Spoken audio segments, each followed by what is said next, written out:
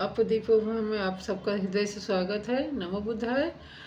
ज्ञान साधना की श्रृंखला को आगे बढ़ाते हुए हम एक कमेंट लेंगे इसमें, क्योंकि एक कमेंट आया है कि बहुत से लोग हैं अपने आप को बुद्ध तो बोलते हैं और नमो बुद्धाय भी बोलते हैं, जब प्रणाम की जगह, नमस्कार की जगह, पर उनके आचरण में, उनके कर्मों में बुद्ध का कुछ भी नहीं दिखाई देता है। तो उन्होंने पूछा कि आप ऐसे पे क्या बोलेंगे।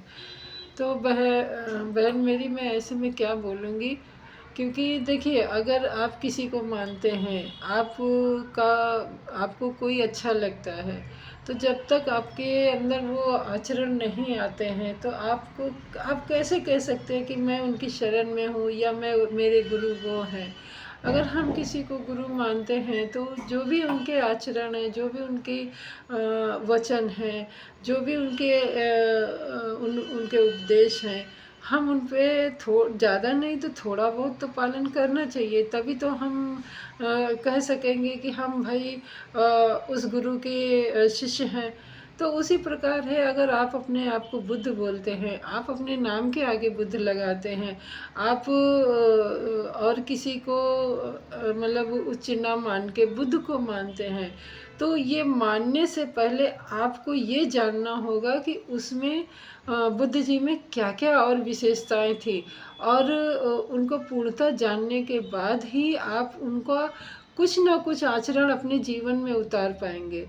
कोरी कल्पना करना तो बिल्कुल क्या बोलते हैं, अपने आप को भ्रम में डालने के बराबर होगा। कि अगर हमने सिर्फ लोगों से कह दिया कि हम बुद्ध हैं, अगर मान लो कि किसी विद्वान व्यक्ति से आपका संपर्क हो जाता है, किसी विद्वान व्यक्ति के सामने आप समक्ष खड़े हो गए, अगर उसने दो चार उनसे संबंधित प्रश्न पूछ लिए, तो आप क्या कहेंगे।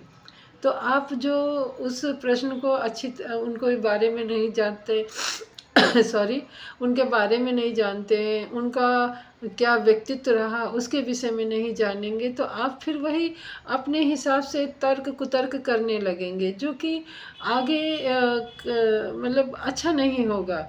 तो मेरा तो बहन यही कहना है कि अगर आप बुद्ध को मानते हैं तो उससे पहले आप जो भी अवेलेबल है अपनी सोशल मीडिया पे, अपनी पुस्तकों में, या फिर जो हमारे धम्म के भिक्खु लोग हैं, उनके संपर्क में आके, आजकल तो बहुत ज़्यादा उनको जानने के माध्यम हैं।